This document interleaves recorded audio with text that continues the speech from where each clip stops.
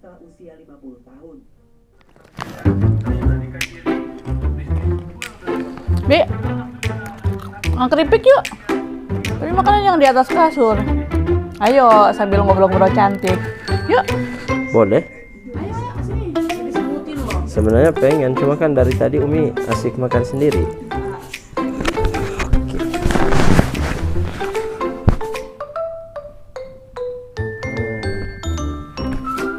Enak banget nih kayaknya nih. Iya, tungguin. Abinya asik nonton TV.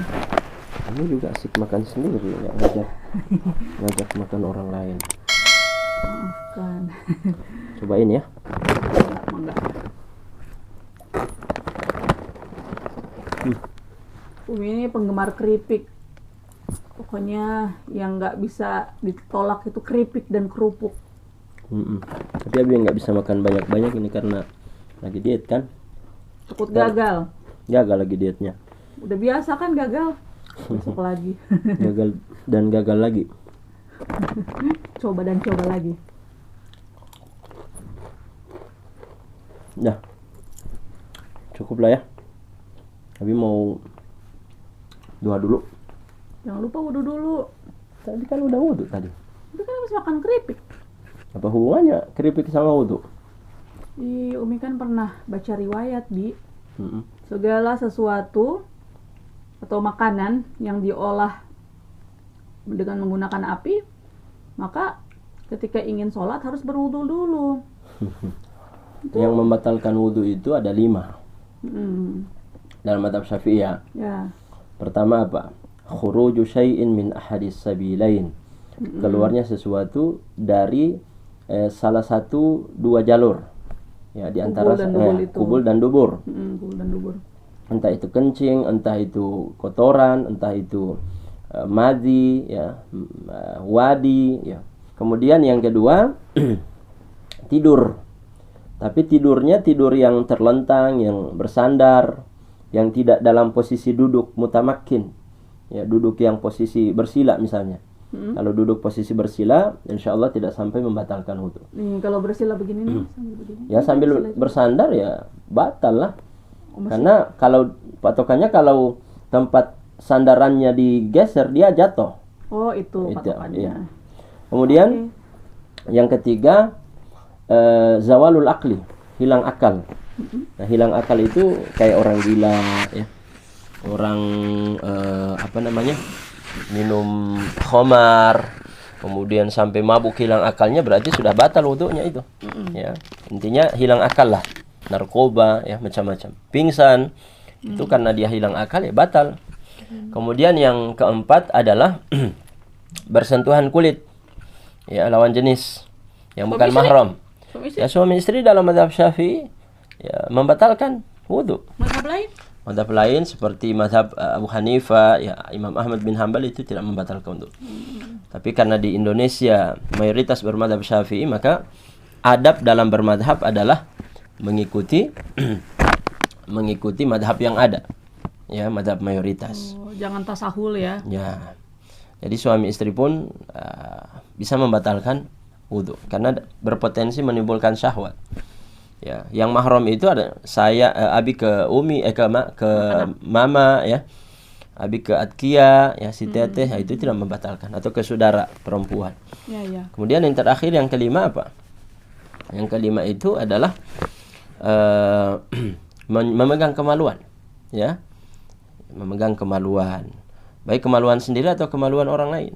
Cuma pertanyaannya, ngapain pegang-pegang kemaluan orang lain? Jadi kalau kayak nyebokin anak itu kan ya, kalau nyebokin anak selama tidak menyentuh dengan telapak tangan ya tidak batal. Ya, jadi misalnya kalau digosok pakai punggung tangan tidak batal. Atau kalau pegang kemaluannya, misalnya anak dicobokin, pegang kemaluannya begini, tidak sampai dengan telapak tangan, maka tidak batal. Begitu. Cuma 5 itu. Adapun makan, ya itu tidak membatalkan wudhu. Makan apapun itu, kecuali makan sambil kentut ya batal. Itu. Ya. Atau makan sambil pegang kulit lawan jenis, ya itu batal. Nah, memang itu ya. Ya, memang dalam madhab Imam Ahmad bin Hanbal, madhab Hambali, memakan daging onta yang dipanggang itu membatalkan wudhu. Karena memang ada riwayatnya, tawaddau min luhumil ibil, ya. Berwuduklah karena kalian memakan daging onta. Daging onta yang dimaksud adalah daging onta yang dipanggang, ya. Kemudian ada juga riwayat lain, tadi yang mungkin sempat Umi baca itu, kata Nabi SAW, tawaddau mimma massatin nar. Berwuduklah karena kalian makan makanan yang dipanggang atau yang diolah dengan api. Baik. Akan tetapi riwayat ini sudah terhapus dengan hadis yang diriwayatkan oleh Imam Abu Daud, kemudian Imam An-Nasai dari jalur Jabir bin Abdullah. Beliau mengatakan kana akhirul amroini min Rasulillah sallallahu alaihi wasallam tarkal wudu mimma massatin nar. Bahwasanya perkara terakhir, ya, yang datang dari Nabi sallallahu alaihi wasallam adalah tidak berwudu, meninggalkan wudu, maksudnya tidak berwudu lagi setelah memakan sesuatu yang dipanggang dengan api. Dulu memang ada, akan tetapi kemudian datang riwayat yang kedua. Oleh karena itu disimpulkan oleh para ulama bahwa riwayat yang pertama sudah dinasakh alias menjadi mansukh dengan riwayat yang kedua. Karena akhirul amroin, yang terakhir didapatkan dari Nabi SAW, ya, itu adalah beliau tidak berwudu lagi setelah memakan makanan yang diolah dengan api. Jadi begitu. Kalau seandainya dia nyelip di gigi, cukup kumur-kumur aja gitu. Ya, kumur-kumur aja. Nah, kemudian para ulama menjelaskan hukum berwudu setelah memakan sesuatu yang dipanggang dengan api itu istihbab saja. Istihbab itu artinya dianjurkan, tapi tidak wajib. Artinya makan keripik ini tidak membatalkan wudu. Abi makan sate itu tidak membatalkan wudu. Akan tetapi dianjurkan berwudu lagi.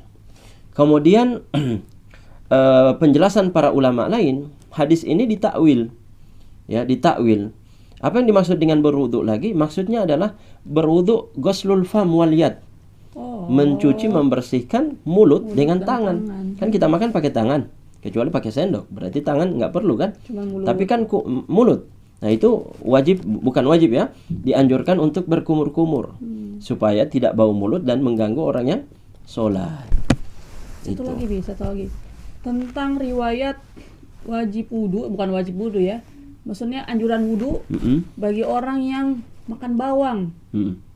Itu gimana kalau seandainya masakan yang mengandung bawang? Sekarang kan rata-rata masakan pasti pakai bawang. Ya, itu riwayat lain lagi. Ya. Itu gimana? Nabi SAW mengatakan gini, man akala thauman au basolan, ya, siapa yang memakan bawang putih, ya, atau bawang merah, ya, atau bawang kurros, maka falyatazilna, hendaklah dia jauh-jauh dari kami. Atau dalam redaksi lain, liya'tazil masjidana, hendaklah dia jauh-jauh dari masjid kami. Kenapa? Ya, karena memang bau dan mengganggu. Karena malaikat Allah Subhanahu wa taala itu merasa terganggu dengan bau menyengat kali menyengat. Ya. Berarti durian juga ya bisa ya, jadi orang ya? Pokoknya dikiaskan ke bawang putih dan bawang merah ini. Termasuk jengkol, petai, ya. Duren, semua yang berbau menyengat, mengganggu orang lain, apalagi banyak yang tidak suka dengan bau itu, maka dia dimakruhkan. Bukan berarti dia tidak boleh lagi sholat di masjid, dimakruhkan datang ke masjid. Kalaupun dia datang, sah sholat jamaahnya, tapi dia berdosa karena mengganggu orang lain. Dan malaikat juga merasa terganggu. Oleh karena itu, hadis ini menunjukkan bahwa orang yang memakan bawang putih atau bawang merah tidak batal wudunya, hanya saja dia dimakruhkan, ya, sampai kemudian dia menghilangkan bau mulutnya itu. Kalau sudah hilang bau mulutnya, silakan. Hilang lagi larangan untuk pergi ke masjid. Berarti bisa jadi kalau dia wudu satu kali, tetap ada bau di mulutnya, berarti nggak cukup ya, sikat gigi lah gitu ya. Makanya makna wudu tadi, kalau kita kembali ke riwayat mimma massatin nar, berwudu dari sesuatu yang dipanggang dengan api, daging onta atau daging kambing, itu adalah al-wudu al-lughawi. Yang dimaksud dengan wudu adalah wudu lughawi. Secara bahasa saja, bukan wudu syar'i. Ada sebagian ulama yang menafsirkan begitu. Apa makna wudu lughawi? Artinya cuma berkumur-kumur saja. Bagian yang tersentuh. Ya, paham. Itu aja. Oke. Jadi selama duduk begini, walaupun dempet-dempetan sama Umi, yang penting tidak bersentuhan kulit dengan kulit langsung, ya tidak masalah, tidak membatalkan wudu juga. Jadi kalau kuku dengan kulit nih begini nih, nggak batal wudunya. atau tangan dengan rambut. Pokoknya bukan kulit dengan kulit. Kuku dengan kuku, rambut dengan rambut, itu tidak membatalkan wudhu. Kita sentuhan nggak nih dari tadi? Ya sentuhan, tapi kan tidak langsung kulit dengan kulit. Oh, silahkan. Mau wudhu, mau sholat duha kan? Iya, langsung aja. Oke. Makasih ya. Iya, makasih juga penjelasannya. Oke, sama-sama.